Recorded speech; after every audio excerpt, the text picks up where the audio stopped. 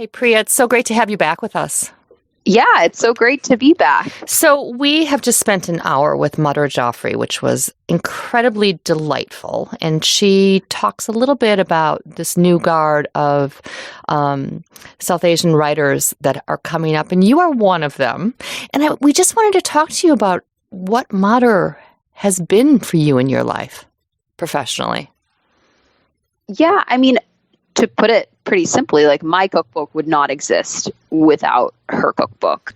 I think a lot about, the fact that Mother was edited by Judith Jones, and to get the attention of an editor like Judith Jones as an Indian woman during that era, I just can't even imagine. Like, just the existence of an invitation to Indian cooking just opened the floodgates for other South Asian writers to be sort of given a chance to talk about their food to an American audience. Mm-hmm. Did you grow up with her? Is she someone that was in your family's household? I mean, you are from a family of cooks or eaters, at least.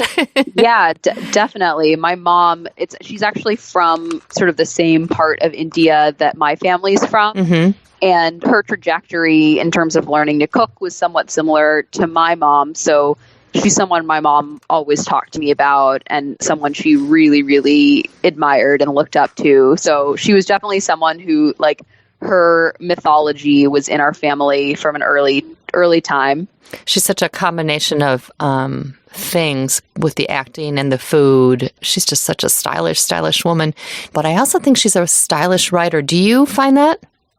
Yeah, I totally agree. There is this poetry about the way that she writes, like this really amazing cadence. Mm-hmm. It's one of those, I feel like there are people like her who I read their writing and I'm like, I appreciate this writing and I will never be able to write like that. But I just have so much respect for what she's able to do with words. Like, you almost feel like she's kind of singing to you when she writes. And it's the same when she talks. Like, I could hear her talk about Indian food history until the end of time.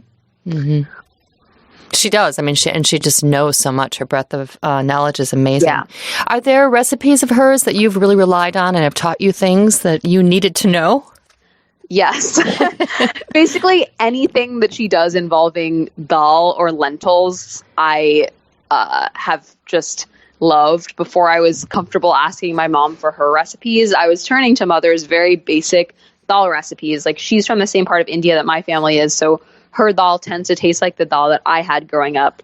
Another one that I really loved and riffed on is she has this beetroot tomato soup.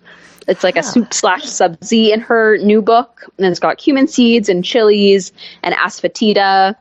And it's sort of this like sweet, tangy stew, and you can kind of make it during all seasons. Like, it somehow, it feels seasonal in the winter and it also feels seasonal in the summer. And it's so good. Like, just what's amazing about her recipes is that, like, you can go back and read An Invitation to Indian Cooking and it still feels really modern. The recipes feel timeless. Mm-hmm. It's just this amazing ability of hers to constantly putting out books and almost like reinventing her style and her aesthetic every time. Mm-hmm. And they all work, which is amazing. I mean, my Invitation to Indian Cooking is an absolutely filthy, dirty book because I've used it so many times, but they still work. It's an amazing book.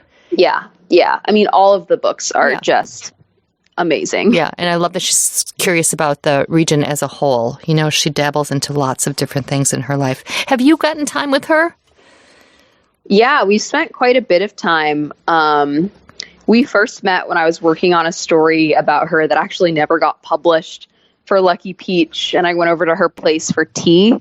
And I just completely kind of, fell in love with her. It's impossible not to. She's so poised and hilarious and charming. And we kind of kept in touch, and she's friends with a bunch of other Indians that I'm friendly with who are sort of part of my generation of food writers. And so we've just sort of found ourselves crossing paths. I feel like all of us as South Asians in the food industry, we just want everyone else to succeed. So we're all pretty supportive of one another. Mm-hmm. She's certainly supportive of you guys. I think that's quite lovely. If you had to recommend one book for someone who's never done anything out of her books, which would you pick? It's hard. I know this is the obvious one. Well, actually, it would either be an invitation to Indian cooking or Vegetarian India. I think both of those books are awesome. I think that like I grew up in a mostly vegetarian household, so when I saw Vegetarian India, I was like, this is my food.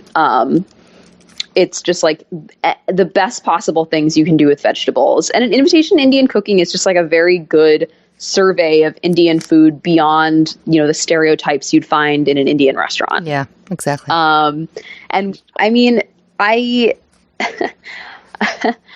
I'm amazed that at 85, she does not miss a beat. Like, she's so present in every conversation she has. She just has like the most perfect response to every question. We did a podcast together when my book was coming out, and the parallels that she was able to draw between my book and her book just sort of made me realize, we're both sort of writing for similar reasons. We both want Indian cooking to enter the mainstream, and a part of me, feels like in many ways Mother was and is our best shot of that happening. I would say that she'd be very pleased to hear that, but I would also say that you are part of that too. You're going to get us cooking Indian as well. That's very nice. Thank you. Thank you, Priya. Take care. Bye.